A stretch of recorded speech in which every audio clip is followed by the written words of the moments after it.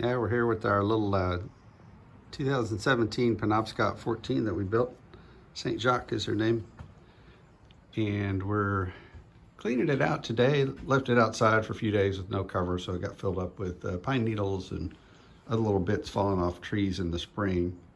And one of the things we did when we built the boat is, instead of sealing up and making this a flotation compartment up front, a sealed compartment, normally people would put a deck plate here so they could reach inside to access to let it air out in case water ever gets in. And the thing with water is you can't keep it out, but you can keep it in. So when you start building yours and you look at the structure of your boat, one of the things that concerned us were all these stringers that are in here. If water does get in, especially if it migrates down from the top, it might end up hiding over here, down in the bilge or up forward. And don't know how much air is going to get up in there unless you put maybe a little fan to ventilate if you go the deck plate route and totally seal it up.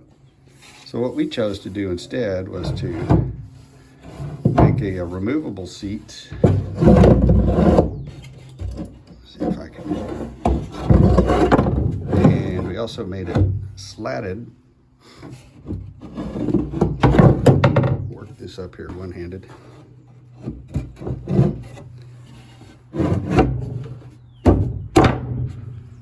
So that air circulates and we can take it out when we want to clean it, just like we did today, and make sure there's no rot or anything going on back there. So there's the little front seat up there.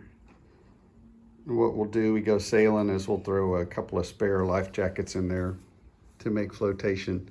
And I'll caveat all of this with the fact that we don't go far offshore, and we look at the conditions.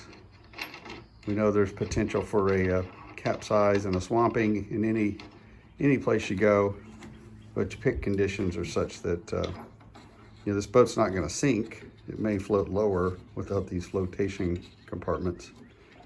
You can get back to shore.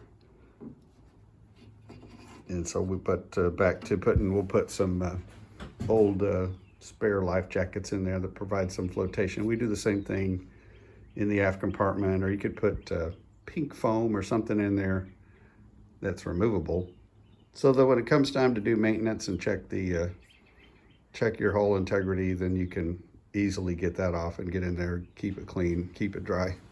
Because I don't know if I finished my thought earlier, but you can't keep water out, but you can keep it in, is what our friend Keith told us. A marine carpenter who's been working on boats a lot longer than we have. So this boat, same situation aft,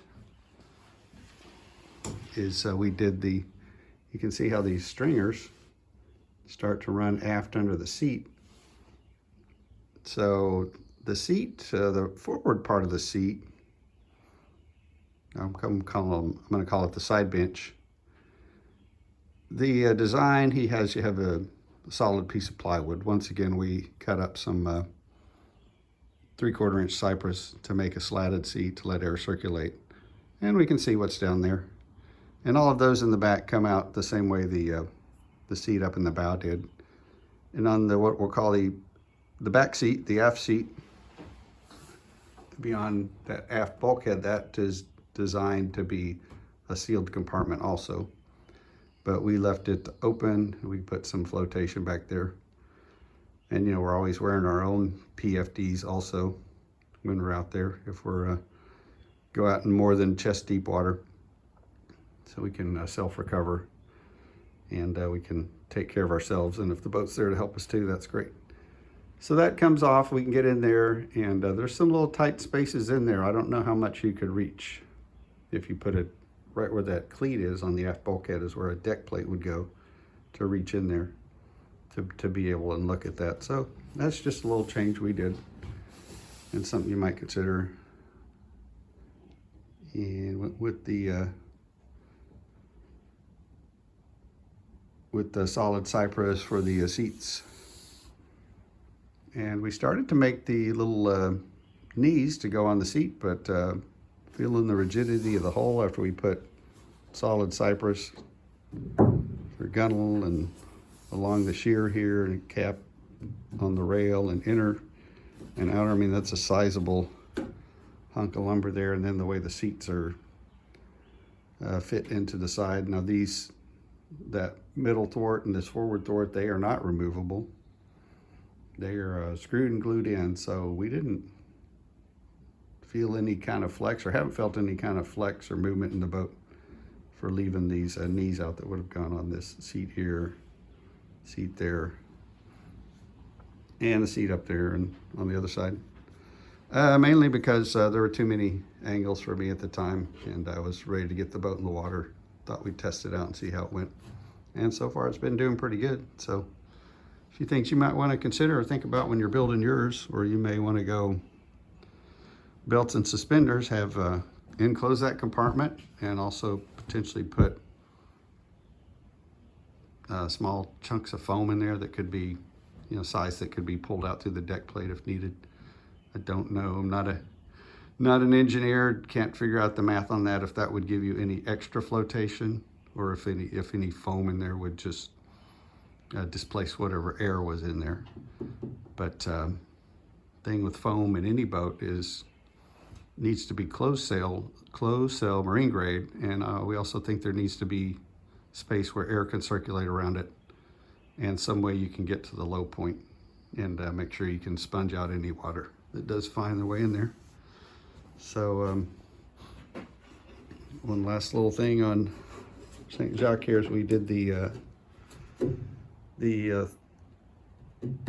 thwart for the mast, and we made it removable as well. There's little machine bolts with wing nuts on them, so it can come out in case for some reason you're out on an adventure and you maybe have someone that wants to sit up in this bow and you're not taking the sailing rig this day. And speaking of sailing rigs, one last thing we've noticed is the component is, even if we're going out for a row and there's two of us and I'm rowing from the forward seat and the skipper's in the back, we go ahead and throw the rudder on so skipper can steer. She likes to steer, that way she doesn't have to tell me which way to go, even though she enjoys doing that also. So you might think about that, just throwing that rudder back there. And some folks, even when they're rowing solo from the center seat, have figured out a little method to run a line back there, or a bungee system that so they can adjust the rudder as they're rowing if they want to, just for fun, I suppose. So that's St. Jacques. She's about second or third in line to get some repairs. She got chewed up from a hurricane we had a year and a half ago. She rode up against a piling for a little bit, and her paint, her finish, her coatings is about, it's coming up on 5 years old. Pettit seafoam green on the hull, and Total Boat Lust varnish on the bright work, and Rust-Oleum top sides, oyster white on the interior. It was a thin coat. Slapped it on fast to get her in the water, and she's about due for a recoat. And we know we're going to go with the Pettit seafoam in the Total Boat Lust. I'm not sure if we're going to go buy more Rust-Oleum for the interior, or possibly try out Total Boat's oyster white. Maybe just might want just a little more cream in that white. So that's what we're thinking for on this one. She's in line behind the nutshell pram, that we're working on. Finishing up fitting the quarter knees, and gonna get those on next few days.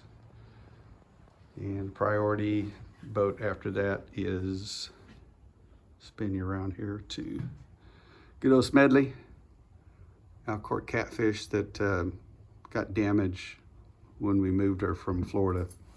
I packed it wrong and didn't consider the bouncing that it would take in the pods container. I should have just taken the boat off the trailer, maybe put it on a old mattress or some kind of foam padding, or even suspended it from several lines. But on top of the rollers hitting from the bottom, there was some cargo that fell on top to add extra weight. So she's got 2 holes punctured in her pontoons that we'll repair and get her back ship shape.